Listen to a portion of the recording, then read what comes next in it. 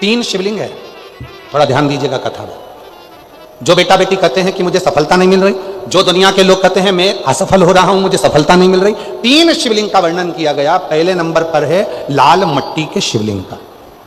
जब हम पार्थिव लिंग का निर्माण करते हैं, 12 महीने शिवरात्रि आती है, अगर आप दिन रात मेहनत कर रहे हैं, पूरा परिश्रम कर रहे हैं और सफलता नहीं मिल रही, तो लाल मिट्टी के शिवलिंग की पूजन किसी भी एक शिवरात्रि पर करें, उससे सफलता मिलती है। दूसरे नंबर पर मक्खन का शिवलिंग, ताजा ताजा माखन तैयार कर उसका शिवलिंग बनाकर उसकी आराधना। माखन के शिवलिंग की पूजन किसने करी थी? तो कोई आपसे पूछे तो कहना स्वयं इंद्र ने, स्वयं कुबेर ने, स्वयं माता लक्ष्मी ने,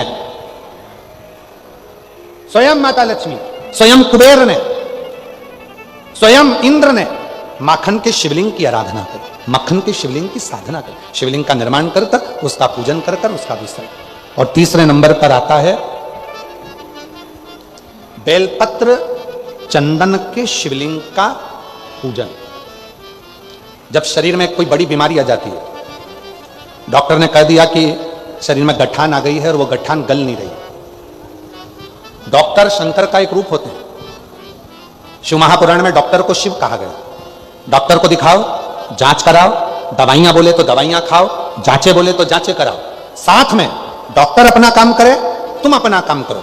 कहीं बेलपत्री का यदि कोई पेड़ मान लो सूख गया और कोई पेड़ सूखा हुआ है, और वो सूखे हुए पेड़ की अगर कोई लकड़ी मिल जाए, उस लकड़ी को घिस घिस कर उसका चंदन इकट्ठा करो, चंदन से शिवलिंग का निर्माण करो। शिवलिंग का निर्माण कर उस शिवलिंग की पूजन आराधना करने के बाद एक पात्र के अंदर उसी चंदन के शिवलिंग का विसर्जन कर दो। विसर्जन करे हुए उस चंदन को अपनी नाभि से ऊपर के भाग में, मतलब वक्ष स्थल पर और ये मस्तक से पीछे के भाग में थोड़ा सा उस चंदन का लेपन करना प्रारंभ करो। कितनी भी गठान बढ़ गई हो, चाहे बच्चादानी में बड़ी हो, चेस्ट में बड़ी हो, चाहे ब्रेन ट्यूमर हो गया हो, धीरे धीरे वो गठान गलना प्रारंभ हो जाती है और वो गठान पूरी समाप्त हो जाती है। बेलपत्र का शिवलिंग, मक्खन का शिवलिंग और लाल मट्टी का शिवलिंग, ये दोनों शिवलिंग, तीनों शिवलिंग प्रखर हो। डबरा नगर को मौका मिला है त्रिगुणाकार, त्रिकालदर्शी, त्रिपुंडधारी, त्रिनेत्रधारी भगवान शिव की 3 दिवसीय कथा को श्रवण करने का।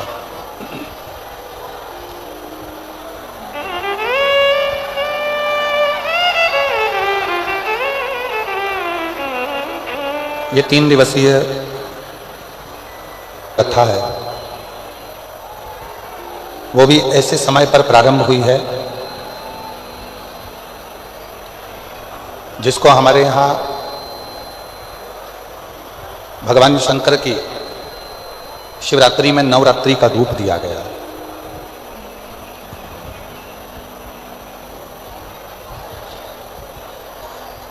शिवरात्रि के पहले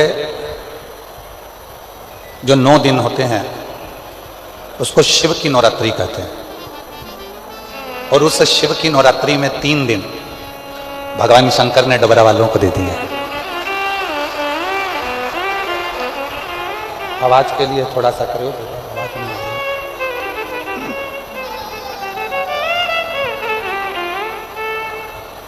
ये 3 दिन शिव की नवरात्रि में से आप लोगों को मिले हैं, और इन 3 दिनों में आप भगवान देवादिदेव महादेव की अविरल भक्ति को प्राप्त करने के लिए इस नवग्रह मंदिर प्राण प्रतिष्ठा महोत्सव में आए।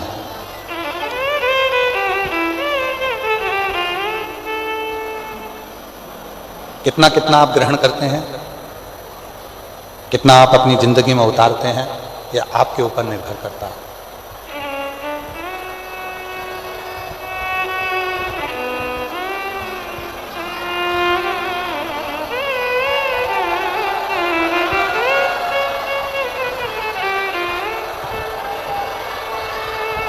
भगवान शिव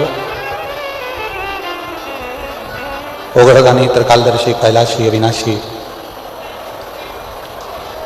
भगवान शिव की कथा कहती है कि जितना विश्वास आप देवादिदेव महादेव पर करेंगे, जितना भरोसा आप भगवान शिव पर करेंगे, उतना शिव आपकी तकलीफों को मिटाने के लिए, दुख को मिटाने के लिए आपके दरवाजे पर खड़े मिलेंगे, उतना। और तेरी कृपा बिना नहीं एक भी अणु लेते हैं श्वास, तेरी कृपा से तनु तनु।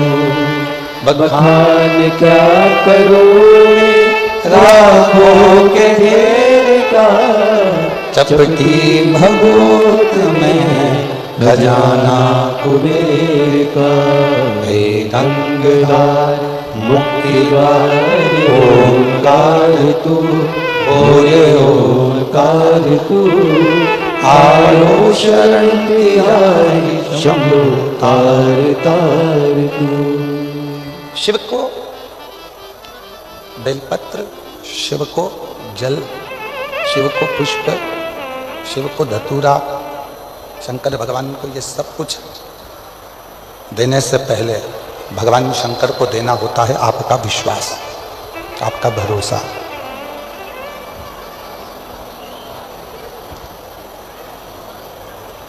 हम बेलपत्र चढ़ा रहे हैं, हम धतूरा चढ़ा रहे हैं, हम जल चढ़ा रहे हैं, सब कुछ हमने भगवान शंकर को दिया। पर उस जल चढ़ाने में, उस बेलपत्र चढ़ाने में, उस धतूरा चढ़ाने में यदि हमारा विश्वास ही नहीं है तो शिव ना तुम्हारा बेलपत्र स्वीकार करता है, ना तुम्हारा जल स्वीकार करता है, शिव ना तुम्हारा धतूरा स्वीकार करता है। रामचरितमानस में तुलसी बाबा जी ने शंकर विश्वास रूपिणो, शिव को विश्वास कहा है। रामचरितमानस में तुलसी बाबा कहते हैं कि भगवान देवादिदेव महादेव विश्वास का प्रतीक है। और भगवान शिव जब विश्वास का प्रतीक है, भगवान शंकर जब विश्वास का प्रतीक है, तो उनको क्यों ना हम विश्वास दें, हम भरोसा दें, हम दृढ़ता दें। सब कुछ शिव जी को दे देते हैं।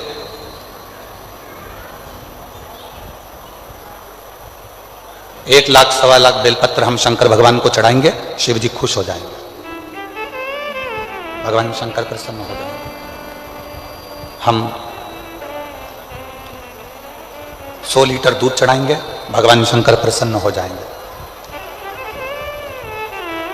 मैंने संकल्प लिया है कि भगवान शंकर को इतना दूंगी, शिव को प्रसन्न कर लूंगी, भगवान शंकर को प्रसन्न कर लूंगी। पर महापुराण की कथा कहती है, भगवान शंकर का पवित्र चरित्र कहता है कि शिव को ना तुम्हारा 100 लीटर दूध चाहिए, शंकर भगवान को ना तुम्हारी 1.25 लाख बेलपत्र चाहिए, शंकर भगवान को तो केवल पवित्र मन से और पूर्ण भरोसे से एक बार पंचाक्षर मंत्र नमः शिवाय कह लिया, षडाक्षर मंत्र ओम नमः शिवाय कह लिया, या श्री शिवाय नमस्तुभ्यम कह लिया, शंकर भगवान उतने में तुम्हारा कल्याण करना प्रारंभ कर देते हैं। उतने स्पीकर चल रहा है, स्पीकर नहीं चल रहा, सुनो, शिव उतने में स्वीकार कर लेते हैं, भगवान शंकर उतने में स्वीकार करते हैं। शिव तुम्हारे विश्वास से प्रकट होते हैं, भरोसे से। 3 दिन मिले हैं शिव महापुराण के लिए, नवग्रह भगवान की प्राण प्रतिष्ठा के अवसर, और सारे ग्रहों में 2 ग्रह ऐसे हैं, एक मंगल और एक शनि,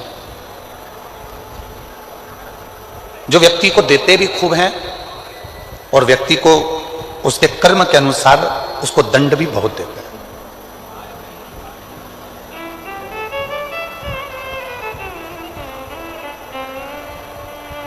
जो नवग्रह भगवान का मंदिर यहां डबरा मध्य प्रदेश में बन रहा है, तैयार हो गया है, उसकी प्राण प्रतिष्ठा हो रही है।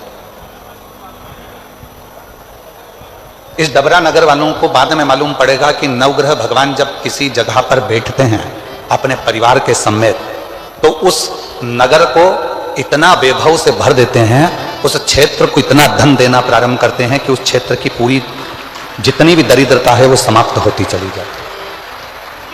उसका कष्ट दूर होते चला। और एक भी ग्रह, यहां विद्वान विद्वान संत आएंगे, साधु आएंगे, गुरु आएंगे, तपस्वी आएंगे, और भी विद्वान विद्वान संत यहां पर विराजमान है। किसी भी विद्वान संत से जाकर पूछिएगा, साधु से जाकर पूछिएगा, गुरुजन से जाकर पूछिएगा कि जितने ग्रह हैं, ये 9 ग्रह किसकी ऊर्जा से, किसके तेज से और किसकी प्रबलता से चमकते हैं और दुनिया को चमकाते हैं, तो सारे संत कहेंगे कि शंकर भगवान की कृपा से ये सारे ग्रह चमकते हैं और सारे ग्रह चमकाते हैं। ये सारे ग्रह चमक भी रहे हैं और चमका भी रहे हैं सारे।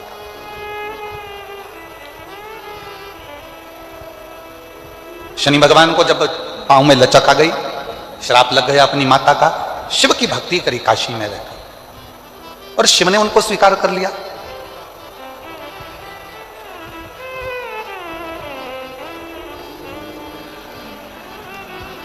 नौ ग्रह देवताओं में से एक ग्रह ऐसा है मंगल, जो भगवान शंकर के द्वारा प्रकट किया गया।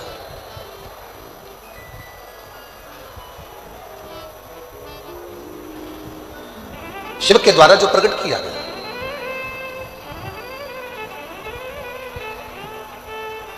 स्कंद पुराण का अवंतिका खंड, स्कंद पुराण का अवंतिका खंड, गीता प्रेस गोरखपुर की अगर स्कंद पुराण आप पढ़ते हो, उसका अवंतिका खंड निकालेंगे तो पृष्ठ संख्या 721।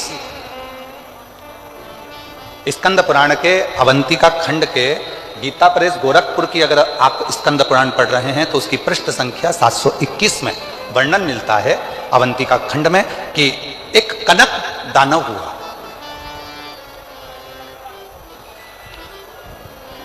और वो कनक दानव इतना उपद्रवी था, पृथ्वी को जहां जहां पर खड्डे नहीं थे वहां खड्डे कर देता था, वृक्षों को तोड़ देता था, जल को दूषित कर देता था, अग्नि को दूषित कर देता था, वायु को दूषित कर देता था। इतना कष्ट देता था वो कनक दानव कि सारे देवता परेशान हो गए, सारे देवता परेशान हो। और शिव महापुराण की कथा कहती है, जब जब व्यक्ति की जिंदगी में दुख आता है, तकलीफ आती है, कष्ट आता है, बहुत ज्यादा उसके जीवन में जब संघर्ष चालू होता है, और यदि वो एक बार भी देवादिदेव महादेव के मंदिर में जाना प्रारंभ कर देता है तो उसके कष्ट मिटना अपने आप प्रारंभ हो जाते हैं, उसके दुख मिटना प्रारंभ।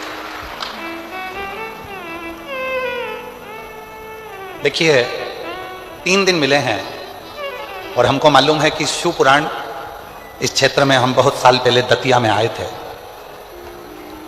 और उसके पत्र हमारे पास में हैं। जिन जिन ने दतिया में कथा सुनी थी, किसी के यहाँ 15 साल में संतान हुई, किसी के यहाँ 18 साल बाद नौकरी लगी, पत्र हैं हमारे पास में, पढ़ेंगे, ऐसा नहीं कि नहीं पढ़ेंगे, जिनने दतिया में कथा सुनी। और आज फिर डबरा के इस पवित्र प्रांगण में बैठकर कथा को 3 दिन की भले करने के लिए आए हैं, पर विश्वास के साथ कहते हैं जिसने भी इस 3 दिन की कथा को दिल से सुन लिया, उसका अगला पत्र व्यासपीठ पर जरूर आएगा और वो पत्र हम व्यासपीठ पर मिलेगा। बस विश्वास के साथ सुनिए, भरोसे के साथ सुनिए, दृढ़ता के साथ सुनिए। एक दृढ़ता, एक भरोसा, एक विश्वास जब आपके भीतर होगा और आप उस कथा को सुनेंगे तो आपके जीवन में सुख का अनुभव अपने आप होगा।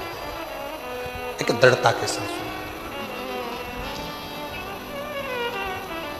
कनक दानव अवंतिका खंड स्कंद पुराण वर्णन कर रहा है।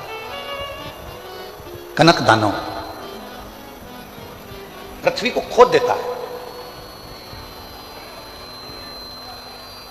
शिव महापुराण की कथा कहती है, बैठे बैठे किसी किसी माताओं की, किसी किसी मेरे जीजियों की, किसी किसी मेरे जीजाओं की, बेटों की, बेटियों की आदत रहती है कि वो बैठे बैठे कोई भी चीज उठा के जमीन को खुरदते ही रहते हैं। इनके पास कोई काम नहीं रहता, बस जमीन को खुरदना। फ्री बैठे रहेंगे तो अपने नखून के पास में जो खाल निकलती रहेगी उसी को खरोदते रहेंगे। किसी किसी की आदत रहती है, पैर में अगर कोई खाल निकल रही है तो उसी को निचोड़ते रहेंगे, निकालते रहेंगे, खोदते रहेंगे।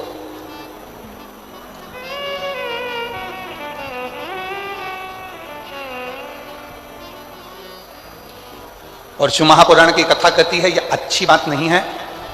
पृथ्वी पर बैठे हो, आसन पर बैठे हो या घर में किसी भी स्थान पर बैठे हो, उस समय पर ना तो पृथ्वी को खरोदो और ना अपने शरीर की उंगली हो, हाथ हो, शरीर का कोई अंग हो, उसको खरोदना नहीं चाहिए। इससे दो चीजें आती हैं, एक कर्जा भी बढ़ता है, दूसरी दरिद्रता बढ़ती है। कोई व्यक्ति दुकान पर बैठे बैठे दिन भर अपने हाथ को, उंगलियों को खरोदता रहे, नाखून ही तोड़ता रहे, हाथों से नाखून चबाता रहे, या कोई ना कोई ऐसा काम करता रहे कि पैर के खाल को ही दिन भर नोचता रहे, या अपने पैर से दिन भर बैठा बैठा वो जमीन को रगड़ता रहे, या अपने पांव से, नाखून से पृथ्वी को खरोदता रहे, तो ये तकलीफ उत्पन्न करता है, ये हमको दुख देता है, ये दरिद्रता भी देगा और हमको कर्जे में भी लाकर छोड़ देगा, दोनों चीज देगा। अब कनक दानव पृथ्वी को खोद देता है, जहां जाता है वहां दिन भर खरोता खरोता खरोता खरोता पृथ्वी को जाता रहता है। जहां कहीं वृक्ष मिल जाते हैं उनको काटने के लिए, उनको तोड़ने के लिए तत्पर हो जाता है। क्यों तोड़ना? किसी किसी की आदत रहती है, बगीचे में या जमीन पर चलते चलते खेत खलियान में चलेंगे, एक डंडा हाथ में ले लेंगे, अब उस डंडे का क्या करना है? कुछ नहीं करना, छोटी सी डंडी हाथ में ले ली, छोटे छोटे पौधे लगे हुए हैं, तो खेत में चलते चलते इधर मार उधर मार उधर मार, जितने छोटे छोटे पौधे लगे रहते हैं उनको तोड़ते तोड़ते उसकी जाने की आदत होती है। पर शिव महापुराण की कथा कर रही है, उस पौधे ने तेरे को कुछ बिगाड़ा, उस पौधे ने तुझसे कुछ कहा, वो तो एकांत में है, एक और है, साइड में है, तेरे रास्ते में भी नहीं आ रहा। मान लो तेरे रास्ते में आता तो तू उसको तोड़ते हुए जाता, चल जाता, पर किसी पौधे में डंडा मारा, किसी पौधे में हाथ मारा, किसी की पत्तियां नोची, किसी के पौधे को तुमने तोड़ तोड़ा के नचित कर दिया। ये शिव महापुराण वर्णन नहीं करती। भगवान शंकर प्रकृति के देवता है, शिव जी को प्रकृति का देव माना गया। वो तोड़ने में नहीं, वो जोड़ने में सुख देते हैं, आनंद देते हैं। कनक दानव पत्तों को तोड़ रहा है, वृक्षों को तोड़ रहा है, वायु को दूषित कर रहा है। जिस जलाशय के पास बैठता है कनक दानव, बड़े बड़े पत्थर उठाकर जलाशय में पटकता है। कई लोगों की आदत रहती है, नदी के तट पर यहाँ का कंकर उठा के वहां पटकेंगे, वहां का कंकर उठाकर पानी में पटकेंगे, उसके छींटा लेंगे, उसको दुबक दुबक करेंगे, कहीं पत्थर फेंक रहे हैं, कहीं लकड़ी फेंक रहे हैं जलाशय में। शिव महापुराण की कथा तो यहां तक कहती है कि यदि आपके घर में, आपके मंदिर में, आपके देवालय में, आपके शिवालय में यदि शंकर भगवान पर बेलपत्र चढ़ रही है, पुष्प चढ़ रहा है, मंदिरों में बहुत सारा पुष्प एकत्रित हो रहा है, तो उसको ले जाकर विसर्जन करें। विसर्जन का मतलब यह नहीं है कि नदी में, तालाब में, बावड़ी में, कुएं में ले जाकर डालें। विसर्जन का मतलब है किसी एक स्थान पर उसको एकत्रित करें और जब वो पूर्ण तरह से नष्ट हो जाए तो उसकी खाद बनाकर किसी पौधे में ले जाकर डालें, जिससे उस पौधे की उन्नति होना प्रारंभ हो जाए। जरूरी नहीं कि आप जलाशय को दूषित करें, जरूरी नहीं कि किसी नदी, तालाब, बावड़ी या कुंड को आप दूषित करें। विसर्जन का मतलब है कि जब आपने पूजन करी, पूजन करने के बाद आपने चावल का दाना लेकर शिव जी को समर्पित करा और अपनी पूजन का विसर्जन कर दिया, बाबा मेरी गलती को क्षमा करिए, मैंने जो कुछ भी गलती करी है इस पूजन में, अनुष्ठान में, आप मुझे क्षमा कर दीजिए। और वो निर्माल्य को ले जाकर आप एक और ले जाकर उसको एकत्रित करो, जब वो खाद बन जाए पेड़ पौधों में डालो। नदी में डाल दिया, आगे जाकर वो सड़ता रहा, धीरे धीरे धीरे धीरे वो बेकार होता रहा। ये हमारे यहां श्रेष्ठता है, ये श्रेष्ठ नहीं।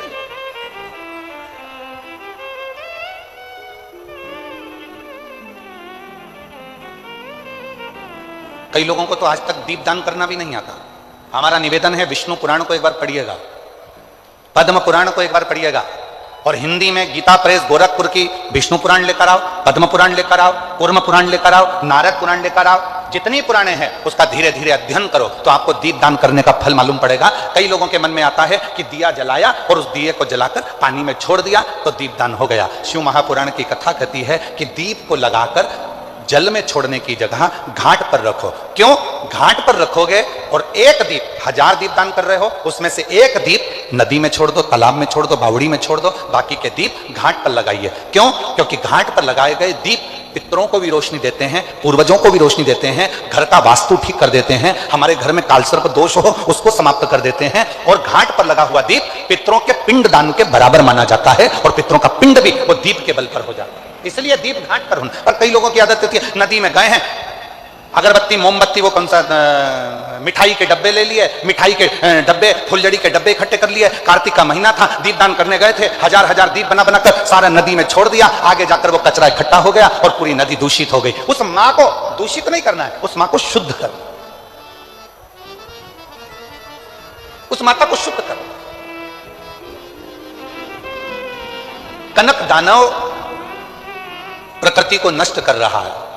और कनक दानव जब प्रकृति को नष्ट कर रहा था तब इंद्र को सूचना मिली और इंद्र ने आकर कनक दानव से युद्ध किया। और कनक दानव से जैसे ही युद्ध करा तो इंद्र विजय प्राप्त नहीं कर पाए। क्यों? क्योंकि कनक दानव प्रकृति को नष्ट करने में लगा हुआ था। जितना वो प्रकृति को नष्ट करने में लगा हुआ था उतना ही वो कनक दानव पर धन,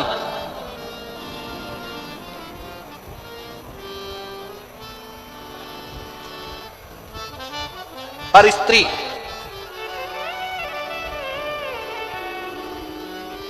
को अपना बनाकर अपने पास में रख लेता। पर धन को भी अपने पास रख रहा, पर स्त्री को भी अपने पास रखा, और दोनों बर्बाद करते हैं। पराया धन, पराई स्त्री व्यक्ति को बर्बाद कर देती है, नष्ट कर देती है, दोनों बर्बाद करते हैं। और कनक दानव पर धन को भी एकत्रित कर रहा है, पर स्त्री को भी एकत्रित कर रहा है। इंद्र युद्ध करते करते वहां से निकल गए, चले गए। तब भगवान देवादिदेव महादेव के पास जाकर इंद्र को लगा कि मैं किससे कहूं कि मैं इस युद्ध को जीत नहीं पा रहा हूं। भगवान शिव जी के पास इंद्र पहुंच गए, सारे देवता एकत्रित हो गए। पूछा देवादिदेव महादेव ने, क्या बात है इंद्र, क्या हुआ? तुम तो युद्ध लड़ रहे थे कनक दानव से और तुम यहां आकर खड़े हो गए, हुआ क्या? बहुत अंतर है महाराज। पहले के समय में आशीर्वाद देते थे, लोग खुश होते थे तो आशीर्वाद में कहते थे फूलो फलो। क्या बोलते थे? जम के तो बोलो जरा, फूलो फलो। और आज के जमाने में लोग आशीर्वाद देते हैं या प्रसन्न होते हैं तो कहते हैं हमको फॉलो करो।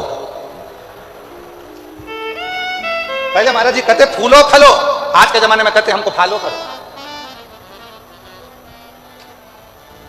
शिव कथा कह रही है, भगवान शंकर का चरित्र कर रहा है।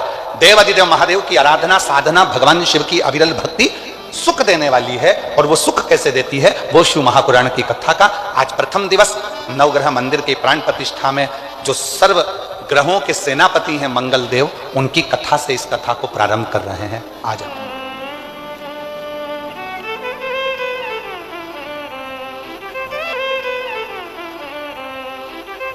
शिव कथा कर रहे हैं।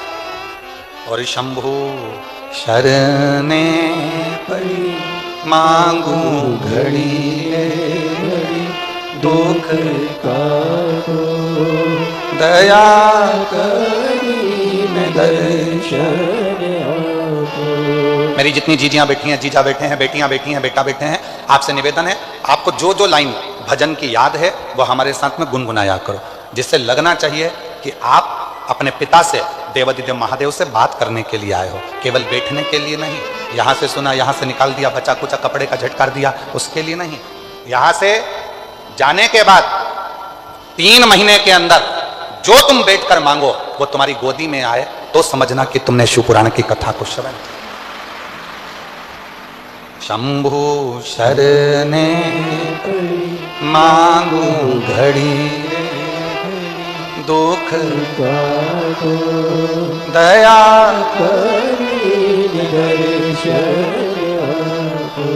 भगवान देवादिदेव महादेव से प्रार्थना करी। इंद्र तुम यहाँ? इंद्र ने कहा प्रभु वो कनक दानव मर नहीं रहा, बहुत उपद्रव मचा कर रखा है, पूरी प्रकृति को नष्ट कर रहा है। भगवान शंकर ने इंद्रदेव से कहा अगर इस कनक दानव को तुम्हें मारना है तो एक काम करो, तुम जितना वो पाप कर रहा है तुम उस पुण्य को बढ़ाना प्रारंभ करो। पुण्य कैसे बढ़ेगा? तो कहा वो पर स्त्री का अपमान करता है, पराई नारी को गलत दृष्टि से देखता है, पराई नारी को अपशब्द कहता है। आप पराई नारी को सम्मान देना प्रारंभ करो। वो पर धन को अपना मानकर उसका गलत प्रयोग करता है। आप अपने पास भगवान का दिया जो धन है उसे सत्कर्म में लगाओ, अच्छी जगह लगाओ, श्रेष्ठ जगह लगाओ। आज जो इतना बड़ा नवग्रह मंदिर का निर्माण माननीय मध्य प्रदेश शासन के पूर्व गृह मंत्री डॉक्टर श्री नरोत्तम मिश्रा जी और पूरे ट्रस्ट ने, समिति ने जो करवाया है, इसका लाभ कोई व्यक्ति अगर सोचे कि केवल मिश्रा जी को प्राप्त होगा या डॉक्टर साहब को प्राप्त होगा तो आपकी सोच गलत है। जब यह मंदिर अपने डबरा क्षेत्र में इतना विकसित हो जाएगा, जनमानस में जब इस मंदिर की चर्चा होगी तो पूरा विश्व का व्यक्ति इस मंदिर के दर्शन करने के लिए यहां आएगा और डबरा का इतिहास रचा जाएगा। डबरा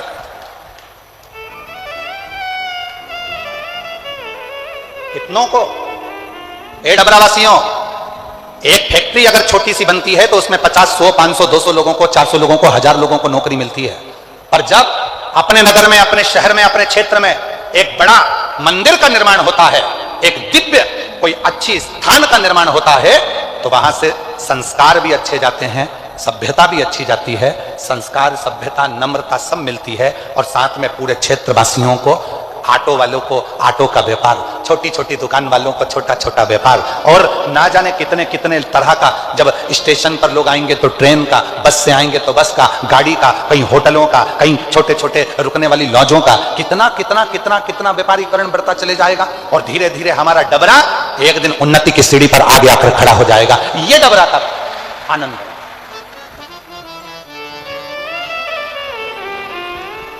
कहना सरल है। हमने माननीय डॉक्टर नरोत्तम मिश्रा जी, पूर्व गृह मंत्री जी से भेंट कर एकांत में बात करी और हमने कहा, आपने इतना बड़ा मंदिर बनवाया, नवग्रह देवता का पूरा परिवार यहां पर विराजमान करा। पूरे विश्व में ऐसा मंदिर नहीं है कि नवग्रह देवता अपने पत्नी के साथ, अपने बच्चों के साथ विराजमान है। इतना बड़ा मंदिर तो आपको कहीं ब्रज की भूमि पर बनाना था, कहीं अयोध्या में जाकर बनाना था, कहीं उज्जैनी में जाकर बनाना था, किसी तीर्थ में काशी में जाकर बनाना था। अगर मंदिर बनाना ही था जिसमें करोड़ों करोड़ों रुपए लगे, और इस मंदिर का निर्माण तो कभी किसी किसी तीर्थ में जाकर बनाना था, फिर आपने डबरा में क्यों बनाया?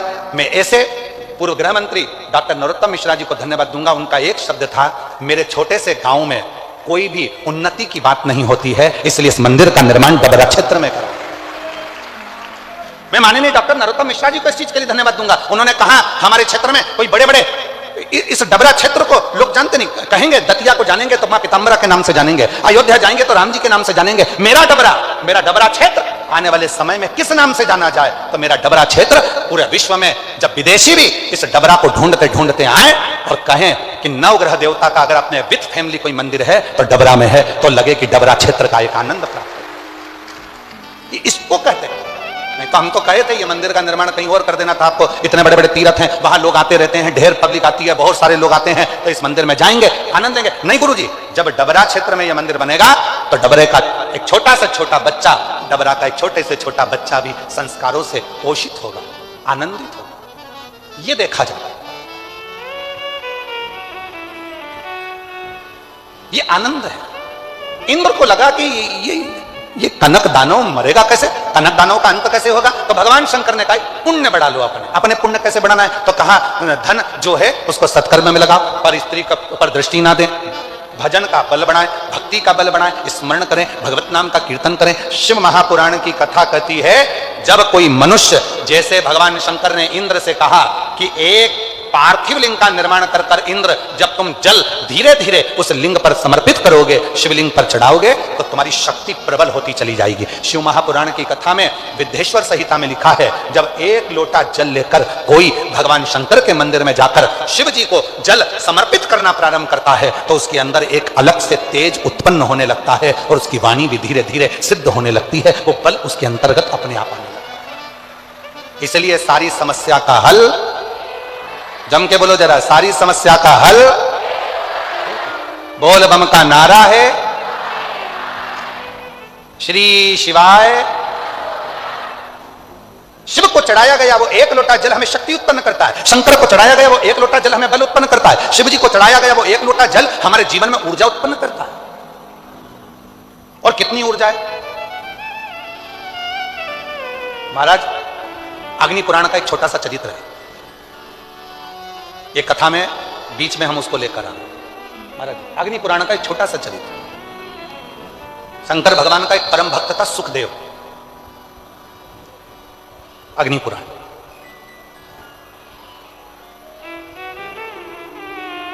गीता प्रेस गोरखपुर की अग्नि पुराण 292 नंबर पृष्ठ का यह संवाद है महाराज। सुखदेव शिव का परम भक्त, भगवान शंकर का परम उपासक। 5 ताऊ जी थे उसके। कितने ताऊ जी थे? 5। 3 चाचा जी थे, चाचा जी मतलब काका जी, सगे, 5 सगे ताऊ, 3 सगे काका, और ये जो सुखदेव था इसके पिताजी शांत हो गए थे। माँ पिताजी के मरने के बाद बेचैन हो गई थी, बुद्धि काम नहीं करती थी, दिमाग संतुलित नहीं था, मन लगता नहीं था, माँ विचलित रहती थी, और सुखदेव इतना भोला था कि शिव जी की आराधना में लगा रहता। शंकर की साधना, शिव की साधना सुखदेव कर रहा है, भगवान शंकर की साधना में सुखदेव लगा हुआ है। जरा कथा पर ध्यान देना, बहुत जीवन की सार्थकता सिद्ध करने वाली कथा है। 3 दिन मिले हैं, इसलिए आपको कथा ही कथा देने का हम लोग प्रयास कर रहे हैं। ज्यादा दिन होते ना, 5 दिन या 7 दिन की कथा होती तो इधर उधर की बात में थोड़ा सा घुमा फिरा कर फिर तुम्हें कथा में लेकर आते, पर 3 दिन में तुमको इतना बाबा झोली में भर दे, बस इतनी प्रार्थना भोलेनाथ जी से है, इतना दे दे 3 दिन में, इतना दे दे कि 3 महीने के अंदर तुम फिर कथा के पंडाल में आकर बैठ जाओ, इतनी कृपा। इसलिए कथा को ज्यादा प्रयास कर कर उस कथा को आपके बीच में लेके आए। सुखदेव ताऊ, काका, काकी, ताई, ताऊ के बच्चे, काका के बच्चे सब थे। सुखदेव की मां पिता के मरने के बाद मन विचलित होता, मन किससे?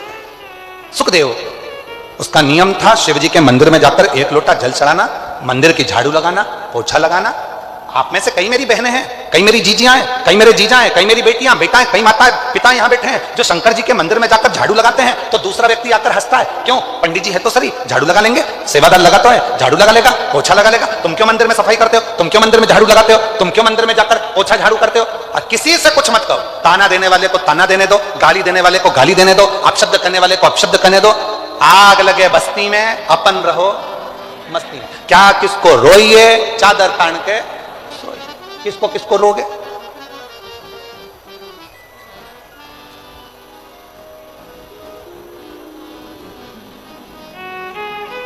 आप तो शिव भक्ति करो एक छोटे से बच्चे की तरह। बच्चों को देखा है आप लोगों ने, घर से मम्मी पापा बच्चों को जब लेकर जाते हैं तो पूरी तरह से सिखाकर लेकर जाते हैं। देख मां चल रहा है, कोई भी सामान टेबल पे रखा होगा, उठा के ऐसे मत खाना हो, जब कोई बोले तो खाना हो, और किसी से अपशब्द मत कहना। बच्चों को कितना सिखा पढ़ा कर लेकर जाते हो। और जैसे ही बच्चा मम्मी के साथ पहुंचा सामने वाली आंटी के घर, और सामने रखा हुआ मिल गया रसगुल्ला, टॉफी, मिक्सचर, समोसा, कचौड़ी, बिस्कुट, इतने में बच्चा थोड़ी देर तक तो बड़ी शांति से बैठा, उसके बाद धीरे धीरे हिला, हिलने के बाद खेलता हुआ टेबल के पास गया, फिर मम्मी ने पकड़कर बोला पीछे हाँ, पीछे आया, फिर आंटी जैसे ही अंदर, ये बाहर, फिर मम्मी ने खींचा, चुप बेटे, देखो बोला था ना, चुप चुप।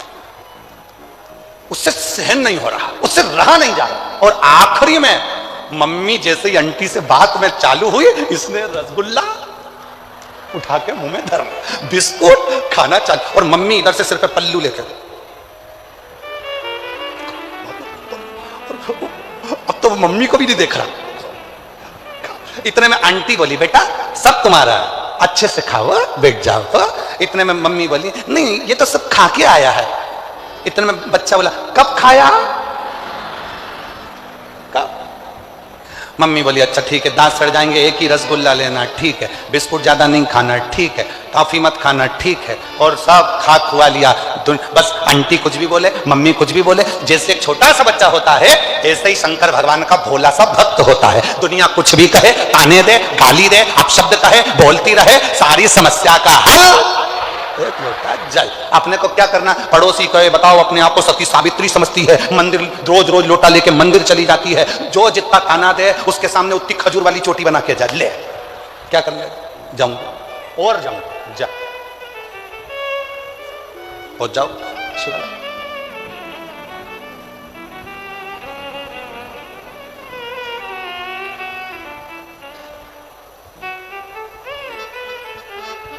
और हो महाराज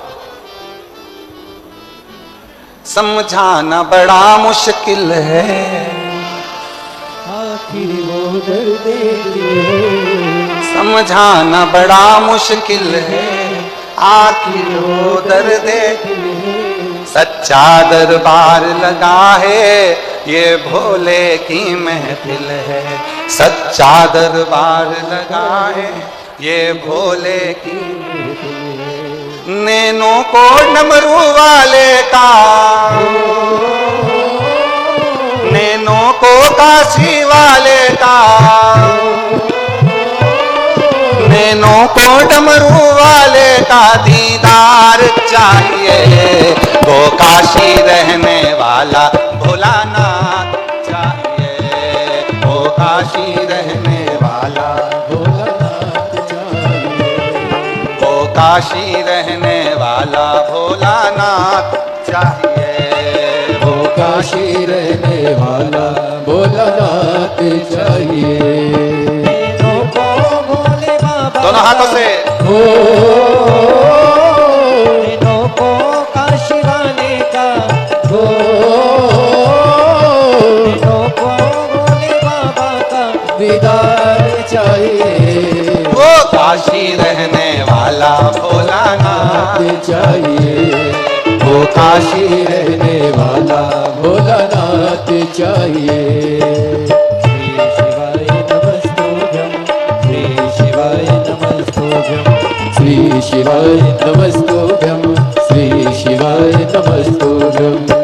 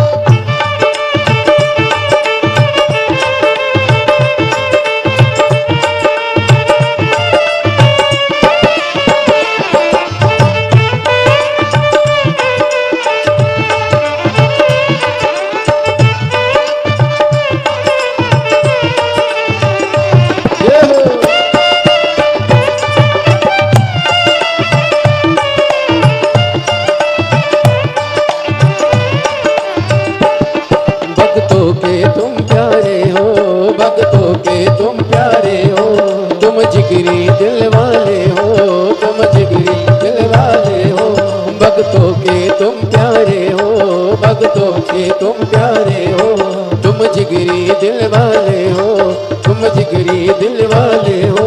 कितनों पे डोरे डाले तेरे नैन बड़े मत वाले, कितनों पे डोरे डाले तेरे नैन बड़े मत वाले, कितनों पे डोरे डाले तेरे नैन बड़े मत वाले, कितनों पे डोरे डाले तेरे नैन बड़े मत वाले। नैनों को भोले बाबा का हो, नैनों को डमरू वाले का हो, नैनों को काशी वाले का दीदार चाहिए, वो काशी रहने वाला भोलानाथ चाहिए, वो काशी रहने वाला भोलानाथ चाहिए। अपनी किस्मत का ताला हो, अपनी किस्मत का ताला तुम खोलते चलो, श्री शिवाय नमस्तुभ्यं तुम बोलते चलो, ओ श्री शिवाय नमस्तुभ्यं तुम बोलते चलो, श्री शिवाय नमस्तुभ्यं, श्री शिवाय नमस्तुभ्यं, श्री शिवाय नमस्तुभ्यं, श्री शिवाय नमस्तुभ्यं।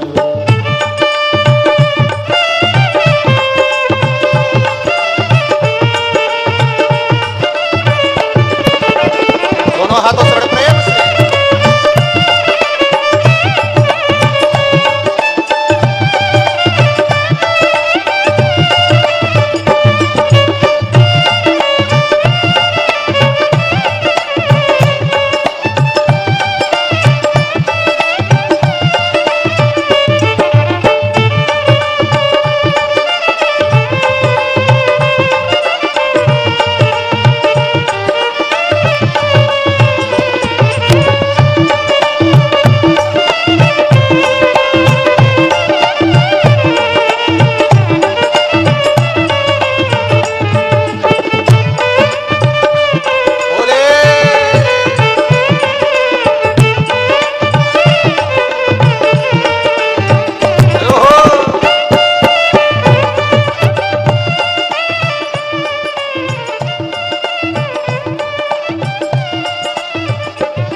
समझाना बड़ा मुश्किल है, समझाना बड़ा मुश्किल है, आखिर वो दर्द दिल है, आखिर वो दर्द दिल है, सच्चा दरबार लगाए ये भोले की महफिल है, सच्चा दरबार लगाए ये भोले की महफिल है।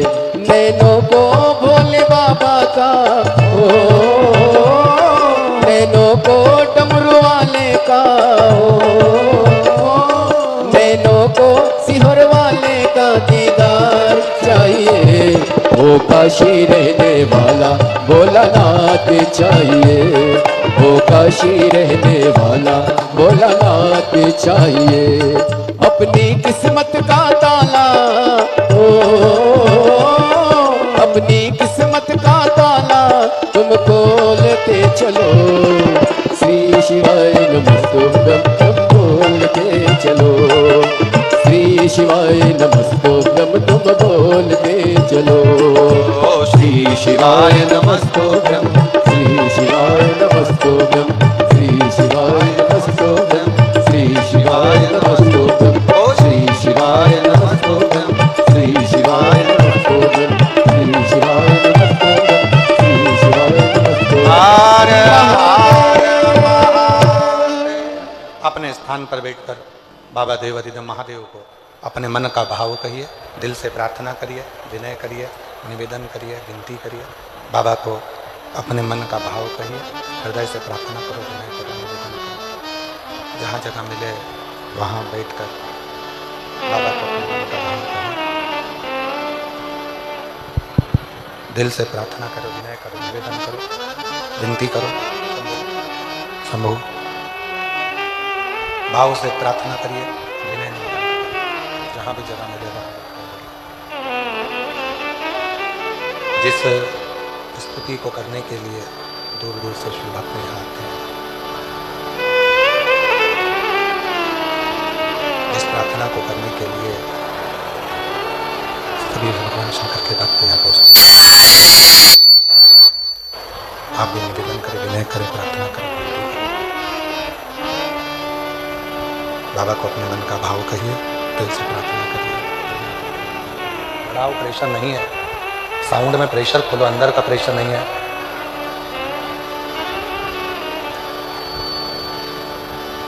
बाबा को अपने मन का भाव कहिए, दिल से प्रार्थना करिए, विनती करिए, विनय करिए, निवेदन करिए।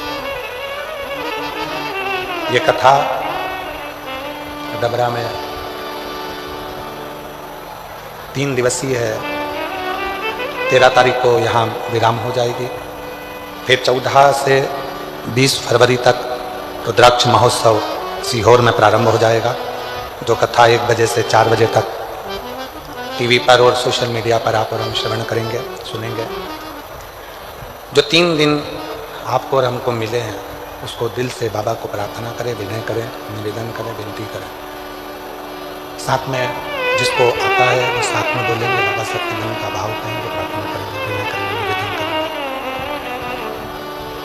साथ में विनय करिएगा, साथ में बोलिएगा, विनती करिएगा। आपकी आवाज़ व्यासपीठ तक पहुँचे, व्यासपीठ की और आपकी आवाज़ भगवान देवादिदेव महादेव तक पहुँचे, ऐसे दिल से प्रार्थना करिए, विनय करिए, निवेदन करिएगा। साथ में बोलिएगा, साथ में प्रार्थना करिएगा।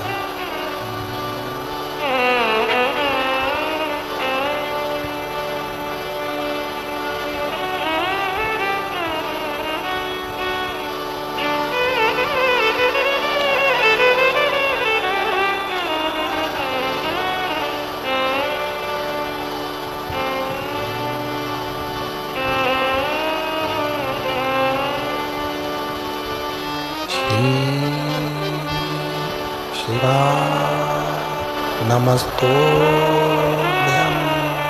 श्री शिवा नमस्तोभ्यं श्री शिवा नमस्तोभ्यं श्री शिवा नमस्तोभ्यं श्री शिवा नमस्तोभ्यं भोला सब दुख काटो मारा, ओ भोला सब दुख काटो मारा। शिव शंकर जप तेरी माला, भोले बाबा जप तेरी माला, भोला सब दुख काटो मारा, ओ भोला सब दुख काटो। देश है मंगल मंगल का, देश है मंगल मंगल का, शमशान वासी हमारा, शमशान वासी हमारा, ओ भोला सब दुख काटो मारा, ओ भोला सब दुख काटो मारा।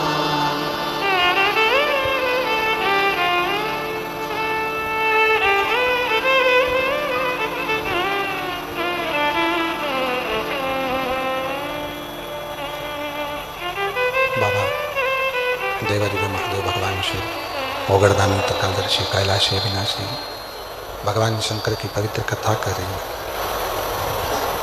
शिव महापुराण की कथा वर्णन कर रही है, शिव तत्व कह रहा है, शंकर भगवान की कथा कर रही है। अग्नि पुराण का ये सुंदर संवाद कर रहा है सुखदेव का। ताऊ थे 5, काकी थी, ताई, काका थे 3, काकी थी, उनके बच्चे थे। सुखदेव के जो पिता थे, वो पिता सुखदेव के समाप्त हो गए थे, शांत हो गए। माँ पिता के गम में बावरी सी होते थे।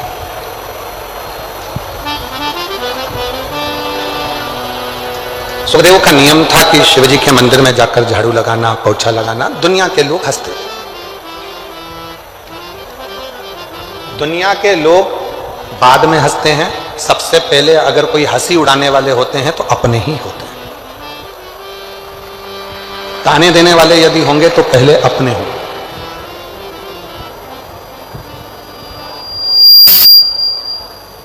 आप पर आक्षेप लगाने वाले होंगे तो अपने होंगे। जिनको आप हाथ पकड़कर चलना सिखाते हो, आगे बढ़ना सिखाते हो, एक दिन वही तुम्हारे मार्ग में पत्थर डालकर तुमको धोखा देना जानते हो। ये दुनिया की रीति है।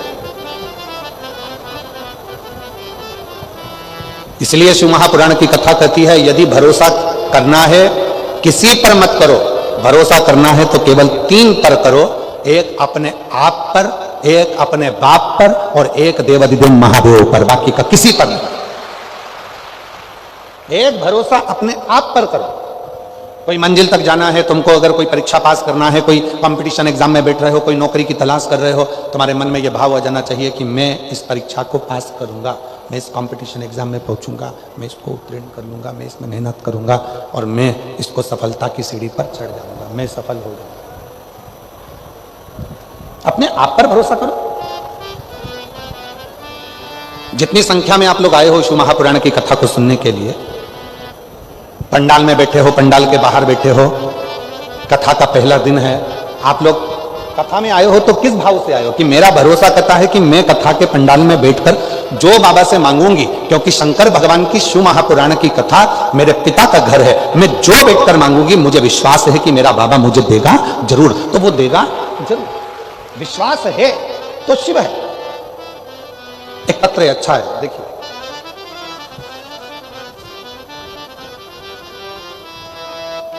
पूसा सिंधे, बहुड़ापुर ग्वालियर से आई हैं। कहीं बैठी हो तो हाथ हिला सकती हैं। अगर कहीं बैठी हो, आप ही हैं? हाँ जी, आ जाइए, एक बेलपत्र लेकर जाइएगा, आ जाइए। उषा सिंधे बहुड़ापुर ग्वालियर से आई हैं। मेरी छोटी नातिन को कैंसर हो गया था और बहुत पीड़ित थी। तब भगवान शंकर पर भरोसा कर कर, आप कहते हो कि डॉक्टर को शिव मानो, मैंने डॉक्टर को शंकर के रूप में जाना, इलाज करवाया। इलाज के साथ में डॉक्टर ने जब जवाब दे दिया, तब मैंने शिव जी का बेलपत्र और जल देना प्रारंभ करा और आज बाबा की कृपा से मेरी नातिन का पूरा कैंसर समाप्त हो गया। मैं बाबा को यहाँ प्रणाम करने के लिए आई। गुरुदेव, मेरी बड़ी बेटी को 15 साल से कोई संतान नहीं थी, 15 साल से कोई संतान नहीं थी, और आपके बताए गए शिवलिंग का उपाय और बाबा की कृपा से सफेद आंकड़े की जड़ का 2 बार प्रयोग किया और बाबा से पशुपतिनाथ व्रत भी 2 बार किया और बाबा की कृपा से आज मेरी बेटी के घर में 15 साल के बाद में बाबा की कृपा से 2 पुत्र प्राप्त हुए हैं। मैं बाबा को यहाँ प्रणाम करने के लिए आई हूँ। कहीं बैठी हैं? आ जाइए। एक पत्र और बड़ा सुंदर है।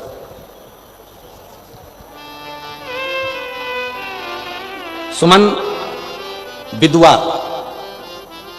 विधवा सिकरी, जिला जालौन, उत्तर प्रदेश से आई हैं। कहीं बैठी हो तो हाथ हिला सकती हैं।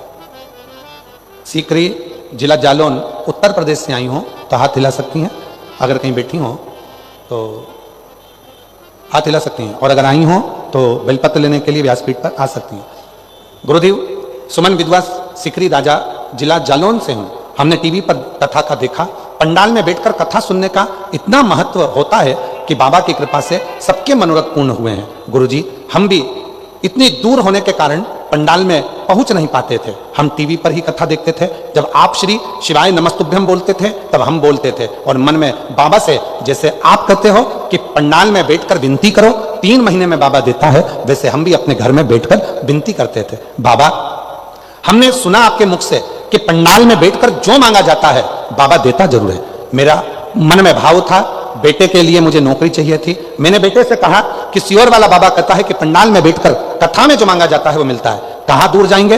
प्रयागराज की कथा थी 2025 में। हम मेरे बेटे को लेकर उस कथा में पहुंच गई और बेटे और हमने दोनों ने मिलकर पंडाल में कथा सुनी, बाबा से विनती करी। आज बाबा को धन्यवाद देने के लिए आई हूं कि 15 फरवरी 2025 में कथा को श्रवण किया और बाबा की कृपा से 3 महीने पूर्ण नहीं हुए और 9 जुलाई 2025 को मेरे बेटे का नौकरी कृषि विभाग में लग गई है सरकारी। मैं बाबा को यहाँ प्रणाम करने के लिए आई हूँ। कहीं बैठी हो तो हाथ हिला सकती हूँ।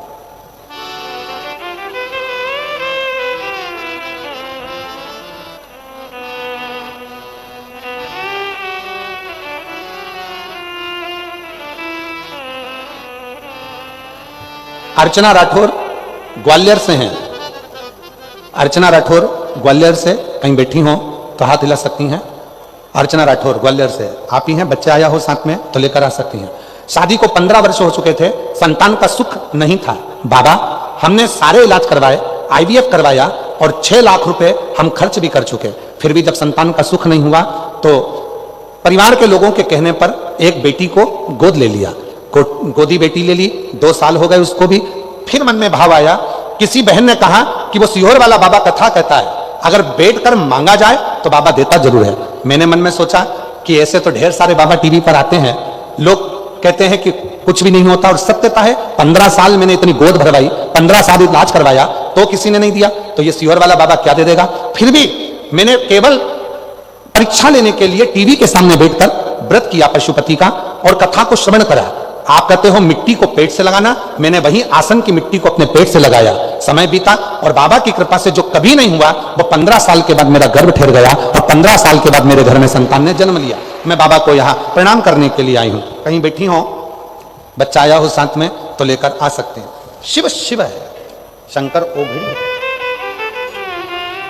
और जो जैसी भावना लाया वो वैसा ही फल पाया, नहीं खाली उसे लौटाया वो मन ही मन हर्षाया। पत्र है उसमें बहन ने लिखा है, हम दतिया में भी कथा सुने। देखिए, कर दिया माला माल काशी वाले ने, लुटा दिया भंडार काशी वाले ने, लुटा दिया भंडार काशी वाले ने, कर दिया माला माल काशी वाले ने, कर दिया माला माल काशी वाले ने, कर दिया माला माल काशी वाले ने, लुटा दिया भंडार काशी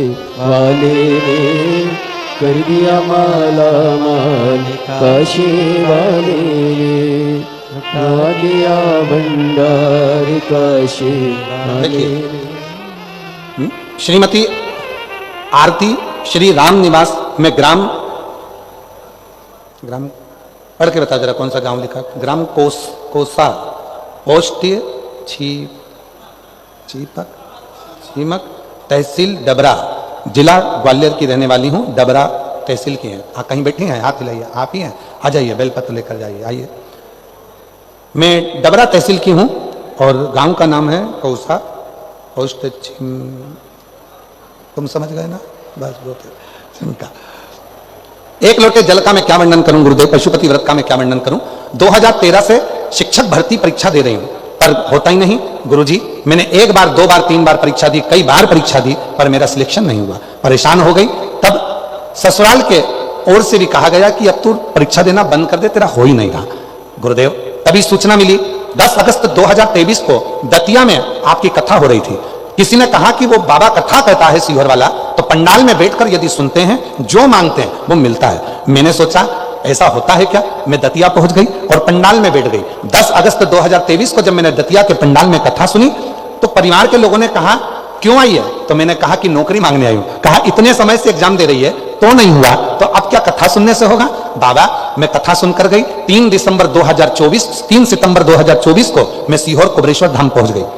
कंकर शंकर की पूजन करी, बाबा से विनय करा, निवेदन करा और बाबा ने ऐसी कृपा कर दी गुरुदेव। मैं नहीं जानती कि शिव महापुराण के पंडाल में ऐसा क्या है, पर छाती ठोक कर कहती हूं कि जो मांगते हैं वो मिलता है। आज बाबा की कृपा से मैं सरकारी शिक्षक बन गई। मैं बाबा को धन्यवाद देने के लिए आई हूं जो मुझे शिक्षक का पद प्राप्त हुआ। मैं बाबा को नमन करती हूं मेरी सरकारी नौकरी लगने के लिए। साधु था।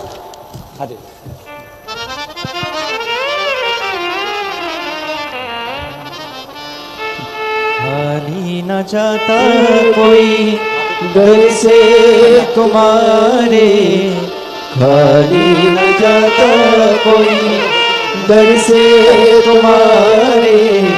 नातिन को कैंसर हो गया था और बेटी की यहाँ 15 साल से औलाद नहीं थी। एक बार जोरदार ताली बजाएं साधु। मेरी खड़ी हो लगी बाहें पसार, बेटे की कृषि विभाग में नौकरी लगी है। एक बार जोरदार ताली बजाएं साधु। धीरे से लगा लो गिरा जा रहा